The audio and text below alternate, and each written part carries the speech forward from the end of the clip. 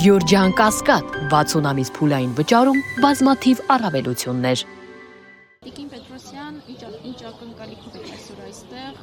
ստացվեց, որ դատարանը մեղադրական վերդիկտ կայացրեց Սրբազանի նկատմամբ, դուք ուրիշ ակնկալիք արդյոք ունեիք եւ այսօր ինչ ակնկալիք։ Չի, անկեղծ ասած, անկեղծ լինեմ, ինչ-որ լավ փոփոխության ակնկալիք չունեմ։ Երանի սխալվեմ, բայց կարծես վատ լուրեր ենք լսելու։ Ես չեմ եկել ակնկալ, ես եկել եմ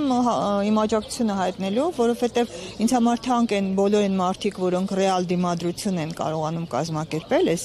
մեր երկրում տեղի ունեցող քանդումին, ես կասեի քանդումի այդ ծրագրին, եւ Միքայել Սրբազյանը այդ կենտրոնական դեմքերից է, ինքը ռեալ կարողանում է դիմադրություն եւ երևի հենց այդ պատճառով էլ այստեղ հայտնվել։ Տիկին Պետրոսյան, այս օրերին թերևս երկու բարձրաստիճան հոգևորականներ են դատարանում, ինչպես կգնահատեք պետության այս քաղաքականությունը եւ նաեւ կխնդրեմ խոսեք, որ կարծես թե արշավ է սկսվել եկեղեցու դեմ, դուք ինչ։ Կարծես չի, արդեն ոչ մի կասկած չկա, ռեալ բացահայտ այդտեղ ինչ կասկածել։ Հստակ արշավ է սկսել։ Ես ասեմ, որ ինքս ովքեր ինչ ճանաչում են, գիտեն, որ ես ճիշտ ասած մինչև վերջերս եկեղեցուն մոտ մարդ չեմ եղել։ Ես աթեիստ եմ, հիմա եմ աթեիստ, բայց եւ ինձ համար այս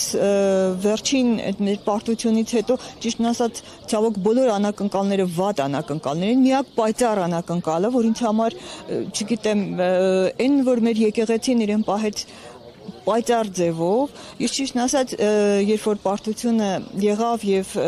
ես հենց սկզբից մտածում էի ոնց փոխենք իրավիճակը, ինչ անենք, ոնց ոտքի կանգնենք, ես ամենից շատ ակնկալիքներ բանակից ունեի, մտածում եմ, ես շատ եմ ասել, Շարլ դե Գոլ պետք, հիշում եք Ֆրանսիայի պարտությունից հետո Շարլ դե Գոլը ոնց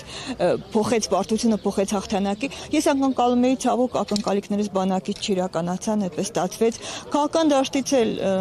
էլի ակնկալիքներ ունեի, մինչև հիմա էլ ունեմ ցավոք քաղաքական դաշտնել չի կարողանում Երանի սխալվեմ, Երանի փոխվի շուտով չի կարողանում ուժեղ դիմադրություն։ Դե մտավոր դաշտում ես ինքս եմ այդ դաշտում ինչքան կարողանում եմ անում եմ, բայց միայն մենք անել չենք կարող եւ միակ կառույցը, որը ճիշտ ասած սկզբում մեծ ակնկալիք չունեի, բայց հանկարծ տեսա, որ դիմադրում է եկեղեցին էր եւ ես ապշած եմ եւ ես ուրախ եմ, որ փաստորեն սխալվել եմ, որ մեր եկեղեցին փաստորեն, հիշում եք սովետական ժամանակ կար մի թեզ, որ մենք այդպես էինք անցնում, բայց մենակ սովետական չէ, պատմավեպերում եւ այլն, այնպես էր ներկայացվում եկեղեցին ու պետությունը, հայոց պետությունը հակադրության մեջ են եղել եկեղեցին ուրիշ շահերը։ Ես հիմա հասկանում եմ, որ ինքն առանց գիտակցելու գուցե դա ազդել էր ինձ վրա, բայց պարզվեց սուտ էր այդ թեզը, որովհետև ես երբ որ առաջին նշանները եղան, երբ որ եկեղեցականները սկսեցին ելույթներ ունենալ, հարցազրույցներ տալ, ես սկսեցի հետևել եւ տեսա այս մարդիկ պետական մտածողություն ունեն, շատ քիչ Հայաստանում, ցավոք նույնիսկ արվեստագետների, հայտնի արվեստագետների շրջանում լսում ես, տեսնում ես պետական չի։ Եվ բայց պետական, ասեմ ձեզ, իսկապես պետական, որտեղ Նիկոլ Փաշինյանը այսօր պետության ունի, ցա խոսում, բայց ըստ էության ովքեր գիտեն հայոց պատմություն, ովքեր տեղակ են, ինքը պետության հիմքերն է քանդում։ Եվ փաստորեն մենք մի աբսուրդային վիճակում ենք, երբ պետության ղեկավարը պետության, ազգային պետության, ինքը գուցե ստեղծի մի պետություն, որը ազգային չի, եթե Հայաստանը ոչ թե եթե այլ ինքը դա է անում, վստահ եմ չի հաջողի, բայց ահագին բաները արդեն քանդել է, այսինքն եթե Հայաստանը դարձնում ես ոչ ազգային պետություն, եթե դու հրաժարվում ես Արցախից, ինքը բացահայտ հրաժարվել է, չէ, երրորդ հանրապետությունն էլ ջնջում է, որը ամբողջ այդ ազգային նպատակների եւ այլն։ Այսինքն, եթե դու ստեղծում ես ոչ ազգային Հայաստան, ինքը դա անում, դա Հայաստան չի արդեն։ Անունով կարող է մնա Հայաստան, բայց ինքը արդեն պրոտեկտորատ է, փաստացի ամենահավանականը Թուրքիայի, որովհետև այս տարածաշրջանում այդպես է ստացվել, հա, Իրանի պրոտեկտորատ դժվար դառնանք, Իրանը չի ուզում, Ռուսաստանի էլ ռեալ չի, մենք Թուրքիայի պրոտեկտորատ ենք դա։ Եվ եկեղեցին դիմադրեց, եւ ես ասում եմ, եկել եմ իմ աջակցությունը հայտնելու բարձրապես։ Տիկին Պետրոսյան, Սրբազանը մեղադրվում է հանրային կերպով իշխանությունը զարթելու, յուրացնելու, կոչեր հնչեցնելու համար։ Դուք Սրբազանից երբևէ նման կոչեր լսել եք կամ իր խոսքը արդյոք որ կոչ է իշխանությունը յուրացնելու։ Ես իր հարցազրույցների մեծ մասը նայել եմ, գիտեմ ինչ է ասում, դա այնա ինչ ասում է հայոց հայրենիքի Արչև ծառացած վտանգը տեսնող ցանկացած մարդ, մեկը ասում է, մեկը մտածում է, մեկը ավելի բարձր ասում, Աչապահյանը անվախ մարդ է ինքը բացահայտ ասել։ Այս իրավիճակում, երբ մեր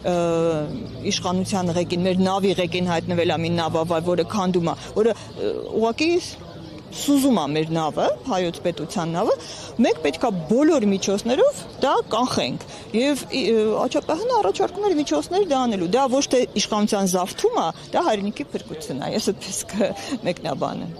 Եվ իշխանությունը պարբերաբար հայտնում է եւ վերջին եղավ որ սեպտեմբեր, հոկտեմբեր ամիսներին գուցե հանրահավաք լինի Էջմիածնում, սրան ոնց է վերաբերվում, ես ըստ ձեզ արդյոք հանրային աջակցություն կստանա իշխանությունը։ Գիտեք ինչ,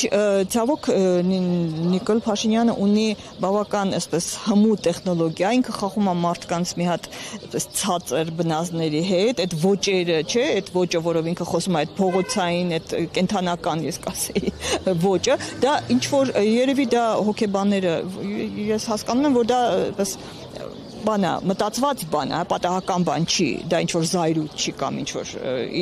տիրապետու կորցնելու բան չի պարզապես, ոնց որ շատերը այդպես են հասկանում։ Դա գիտակցված բան է, խաղում է որոշակի մասի հետ եւ ցավոք Նիկոլ Փաշինյանը ունի լծակներ մեր հանրության որոշակի հատվածի իր հետևից տանելու։ Դրա համար պետքա դրան դիմադրություն եւ քանի որ ասեցի եկեղեցին դրա այդ դիմադրության ամենահմուտ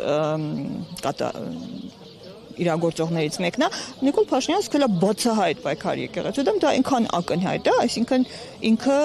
քանդում է հենց այն կառույցը, որը իրան ամենամեծ, ամենահիմնային դիմադրությունն է դա։ Ես ճիշտ ասած հիմա չգիտեմ ինքը ինչ է անելու, բայց ես տեսնում եմ, որ մեր եկեղեցին ուժեղա, ճիշտ ասեցի Նիկոլ Փաշինյանը ունի որոշակի շերտի, ցավոք ինքը փաստորեն հայաստանցիների մի շերտը մյուսի դեմ է հանելու, այդ ամենասարսափելին, հա, այս պահին երբ մենք պարտվելուց հետո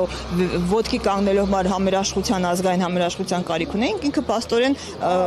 հայոց հանրությունը մասերի է բաժանել, բայց անխուսափելի է, ովքեր Նիկոլ Փաշինյանն են պաշտպանում, ես իրենց հետ չեմ կարող, ասենք, հաշտ լինել եւ վատ բաներ են լինելու, բայց ինչքան էլ, ասենք, չգիտեմ, այսօր Միքայել Սրբազյանը, Բագրատ Սրբազյանը ցավոք չի բացառում, որ իրենք հայտնվեն բանտում, բայց մեկը եկեղեցին ունի այդ ուժը եւ ունի իր պաշտպանները եւ ի վերջո հաղթելու է։